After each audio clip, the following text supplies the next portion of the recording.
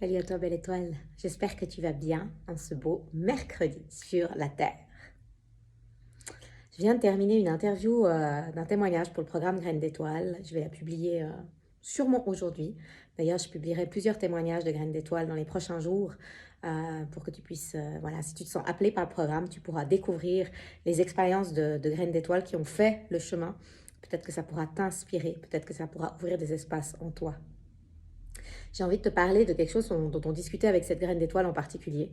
On parlait du pouvoir et elle me disait que ce qu'elle avait vraiment apprécié dans Graine d'étoile, c'est que je lui donne pas ma vérité, je lui impose pas une vérité, je lui dis pas c'est ça ta mission de vie et je lui dis pas qui elle est en fait, mais que c'est vraiment un programme qui l'a aidé à retourner, retrouver son pouvoir à elle en fait, et qu'elle avait eu des expériences depuis la fin de Graine d'étoile pour l'aider à comme des petits tests de l'univers pour voir où elle en était de son pouvoir et voir est-ce que j'ai tendance à mettre mon pouvoir à l'extérieur comme j'ai pu le faire dans le passé ou est-ce que mon pouvoir il est chez moi. Et ça c'est une thématique qui est tellement importante pour moi. Ça fait partie de mes choix d'incarnation. Moi j'ai grandi en étant un objet, j'ai été utilisée comme un objet pendant des années par des personnes qui m'ont maltraitée. Donc je n'étais rien, je n'avais aucun pouvoir, je ne pouvais pas dire. On me disait ce qui me faisait du bien, on me disait ce qui me faisait plaisir, on me disait ce que j'étais, je n'étais rien.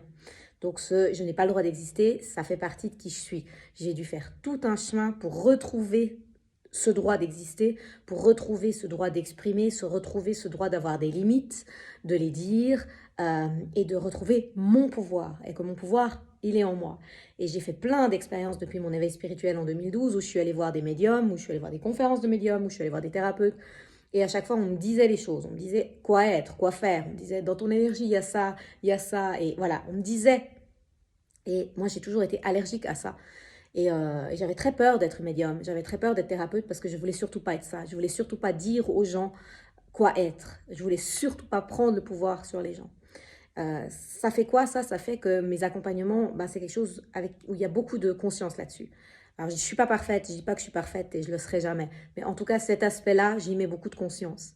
De ne pas prendre le pouvoir sur les gens, de ramener les gens à leur propre pouvoir. Alors certes, dans Graines d'étoiles, tu vas avoir des séances de channeling où les guides vont parler à travers moi, ils vont te dire certaines choses. Donc encore une fois, tu vas recevoir ce qui est juste, mais ils vont te dire certaines choses sur tes choix d'incarnation, sur ta mission d'incarnation, sur ce que tu viens faire. Mais moi, je vais toujours être là pour te dire, tu prends ce qui résonne. Guide ou pas guide, channeling ou pas channeling, moi ou pas moi, tu prends ce qui résonne. Tu sens à l'intérieur de toi.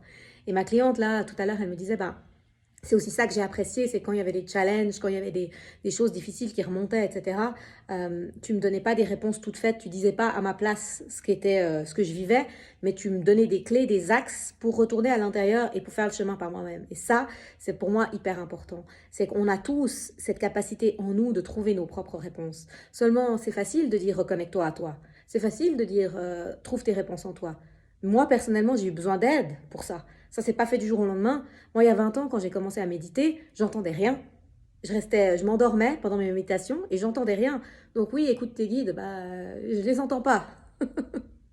Donc j'ai fait tout un cheminement pour apprendre à entendre c'est quoi la voix de mon ego, c'est quoi la voix de mes guides, faire confiance à ce que je ressentais, faire confiance à ce que j'entendais. Euh, et moi, c'est ça que je t'aide à faire.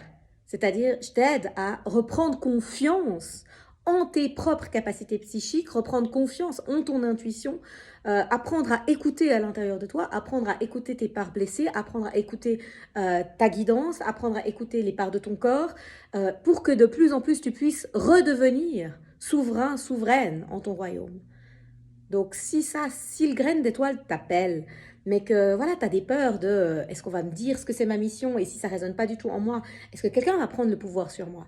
Ben, j'avais envie de te faire cette vidéo pour te parler de ma vision, te parler de quel thérapeute j'ai envie d'être, te parler de quel type d'accompagnement c'est graine d'étoile. Oui, tu vas te reconnecter à ta mission d'incarnation, mais tu vas surtout te reconnecter à ton pouvoir. Et ça, c'est ce qui est le plus important pour moi. Si tu as des questions, si tu as envie d'en parler, tu peux remplir le questionnaire de candidature pour Graines d'étoiles sur mon site.